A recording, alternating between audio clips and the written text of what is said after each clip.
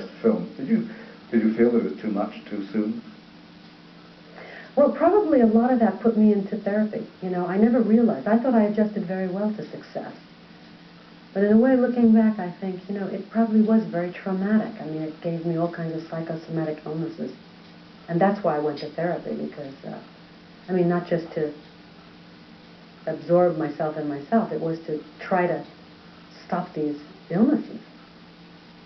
And the pressure must have been enormous, because you can only go down when you've been at the top all the time. I think that's what happens, you know. Although, like now, I'm beginning to realize this. It's more about living life and relationships with people and children, and you know, show business is just sort of one part of my life. Yeah. There was again a quote: "I was a personality before I was a person." That sounds possible. That is really true. That is really true. Yeah. Now, William Wyler, who directed you in your first film, Funny Girl, spotted your abilities as a director. Was this just because you always wanted your own way? No. You see, these things are very misunderstood.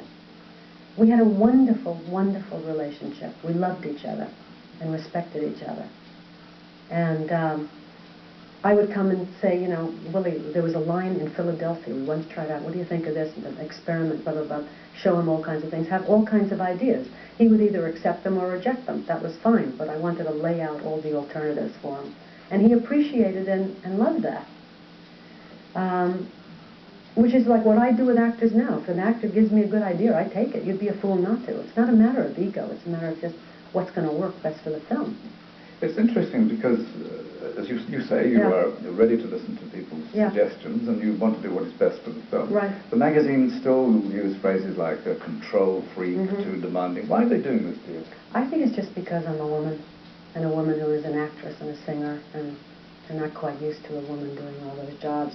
Because it really is a silly premise. I mean, if I were a man, no one would ask the question. You wouldn't say to Marty Scorsese, "Are you tough, demanding?" I mean, you see, they also leave out the other thing. I'm a woman, and with that comes wonderful qualities. Because I'm also a mother, I'm nurturing, and I'm supportive and loving to my crew, to my cast. So these are very nice things about being a woman director. Those are always left out. You only focus on the tough, demanding, and I am too. I am all those things. Of course, you have two lives. You have one that the press write about, and then there's the real you. Are you going to set the record absolutely straight with an autobiography? Yeah. Absolutely. I plan to do that. My nightmare is that no one will believe it, though, because they've read so much, you know, so many lies over the years. I'm trying to be very positive these days, and, you know, see the positive even in the negative. Like you said before, you know, fear is the energy behind doing your best work. Or looking at the positive side of my negative childhood. If I didn't have a negative childhood, I probably would never be successful. I wouldn't have anything to prove. I wouldn't be who I am. You're always quite brave in the films you do. You pick subjects that are not easy to bring to the screen. But like there is that line in Yentl, you know, nothing is impossible. That is obviously your philosophy. I really believe that. I really, really believe that. I like to work with people who say, like in England here, they were so fantastic. When I would say to dear Peter Mack, who was Peter MacDonald, he was my camera operator on Yentl, and he's now directing a movie in the United States. And he was so fantastic, and you know, I would say, well, this is the way I see it, and the camera goes over this, and da-da-da-da-da, and it's all in one shot, and can you do that? You know, he would say, no problem. Now that's the kind of people I like to work with. I love that kind of person. When I would say to Peter, well, let me just, I'll do it a simpler way. I can simplify the shot for you. No. That was your first instinct. That's what I'm going to give you. I mean, it's just divine. Which do you want more for your films? Academy Awards or box office success? Both. Do I have to settle for one? There's a quote of yours which I do hope is true. You've said, in life I need instant gratification. Why do you hope that's true?